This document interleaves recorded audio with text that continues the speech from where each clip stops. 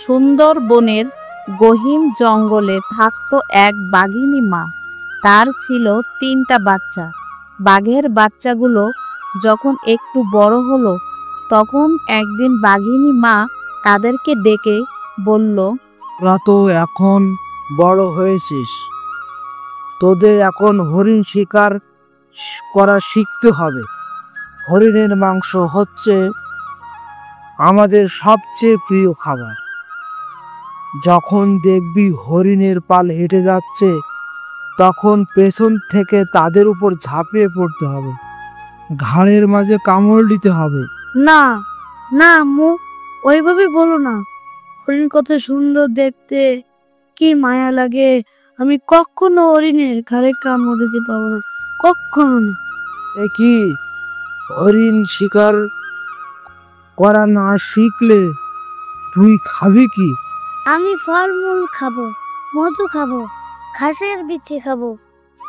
বাঘের বাচ্চা কখনো ফলমূল খায় না, মধু খায় না, ঘাসের বিচি খায় না। না খেলে নাই, আমি খাবো। হাই হাই, তুই তো বাঘ জাতির কলঙ্ক হয়ে যাবি। সব বাঘেরা তোকে নিয়ে হাসাহাসি করবে। করলে করবে আম্মু, কিন্তু আমি হরিণ শিকার করতে পারবো না। তুই তাহলে কি করবি? আমি খেলবো। খেলবি?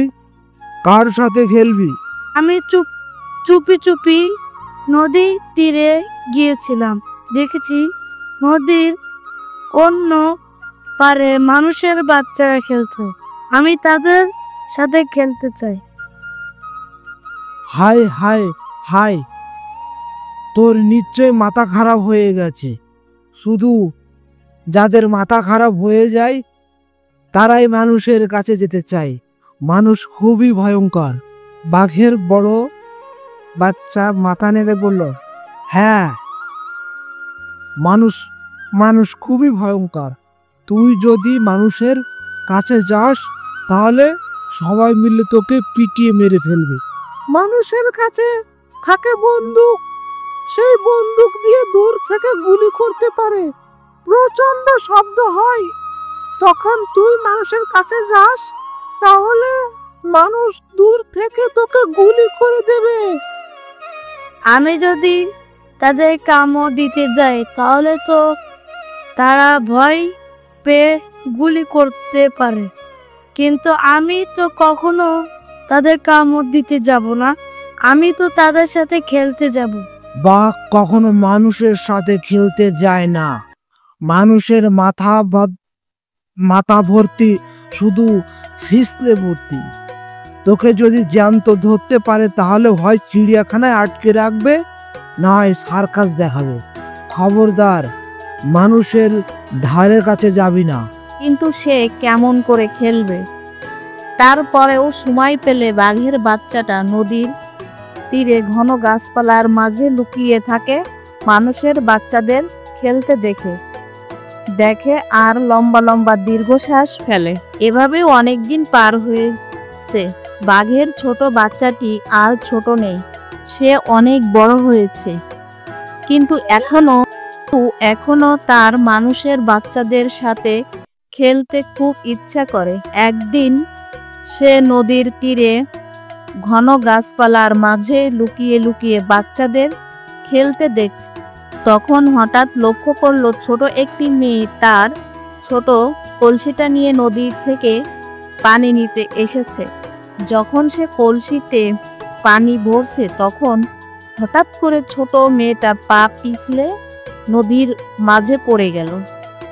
জোয়ার এসেছে, তাই নদীর পানিতে অনেক স্রোত, আর সেই স্রোত ছোট মেয়েটাকে ভাসিয়ে নিয়ে যেতে থাকে। মেয়েটা সাঁতার জানে, কিন্তু সে তার তীরে আসতে পারছিল না। নদীর স্রোত তাকে টেনে একেবারে নদীর মাঝে নিয়ে আসে। মেয়েটা হাবুডুবু খেতে খেতে কোনো মতে চিৎকার করে বলল, বাঁচাও, বাঁচাও।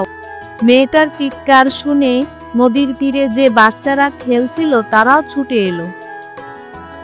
বাচ্চারাও তখন সমান জোরে চিৎকার করতে থাকে, কারণ সবাই জানে এই নদীর মাঝে থাকে একটা কুমির। শুধু তাই না, তারা দেখতে পেল কুমিরটা ভেসে উঠে ছোট মেয়েটার দিকে আসতে শুরু করেছে। বাঘের বাচ্চা এই কুমিরটাকে চেনে, এটা খুব পাজিয়ে একটা কুমির। বাঘের বাচ্চা বুঝতে পারলো সে যদি এখন কিছু একটা না করে তাহলে পাজি কুমিরটা নির্ঘাত ছোট মেয়েটাকে খেয়ে ফেলবে। বাঘের বাচ্চাটা তখন গাছপালার ভিতর থেকে বের হয়ে নদীর পানিতে ঝাঁপ দেয়। বাঘেরা পানিতে খুব ভালো সাঁতার কাটতে পারে, তাই কুমিরটা পৌঁছানোর আগেই বাঘের বাচ্চা খুব তাড়াতাড়ি সাঁতার কেটে মেয়েটার কাছে পৌঁছে গেল। বাঘ দেখে মেয়েটার ভয় একেবারে হার্ট ফেল করার অবস্থা। সে ভাবছিল বাঘটা বুঝি তাকে কামড়ে ধরবে, কিন্তু বাঘের বাচ্চা কামড় না দিয়ে মেয়েটাকে নিচে গলায় তাকে নিচের ঘাড়ে তুলে নিল। তারপর সাঁতারে তাকে নদীর তীরে নিয়ে আসতে লাগলো। কুমিরটা পিছু পিছু আসার চেষ্টা করছিল, কিন্তু বাঘের বাচ্চা তার লেজ দিয়ে একেবারে চাবুকের মতো কুমিরের নাকের উপর সপাং করে মারল। ভয় পেয়ে কুমিরটা তখন নদীর পানিতে তলিয়ে। বাঘটা ছোট মেয়েটাকে ঘাড়ে করে এনে নদীর তীরে এসে দাঁড়িয়েছে। মেয়েটা বাঘের ঘাড় থেকে নেমে দাঁড়ালো। সে তখন ভিজে চুপসে গেছে।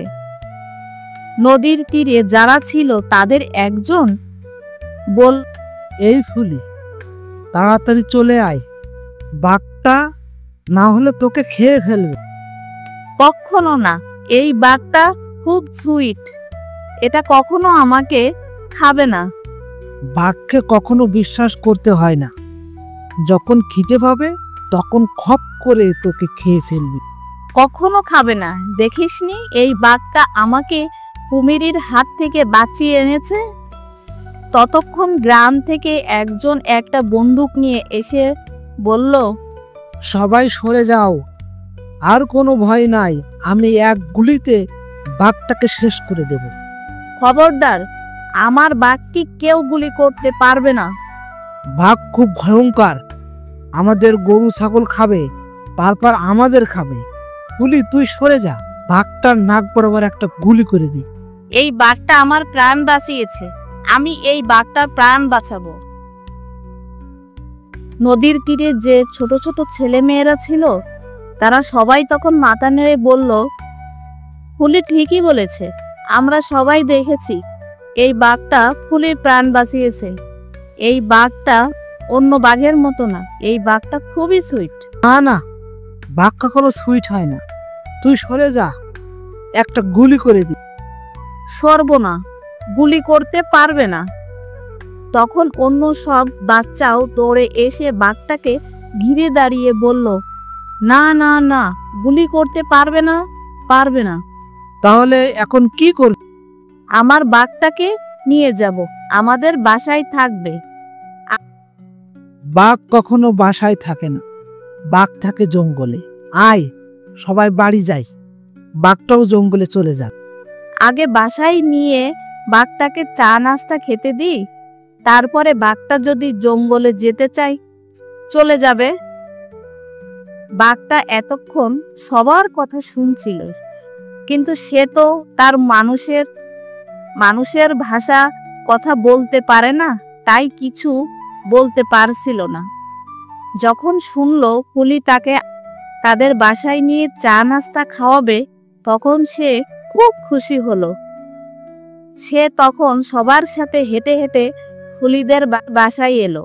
ফুলির মাও প্রথমে ভয় পেয়েছিলেন, তারপর যখন দেখলেন ছোট ছোট ছেলেমেয়েরা বাঘকে ঘিরে দাঁড়িয়েছে, ফুলির মা তখন বাঘটাকে এক ধামা মুড়ি, এক থালা পাটিসাপটা পিঠা আর এক গামলা গরম চা খেতে দিলেন।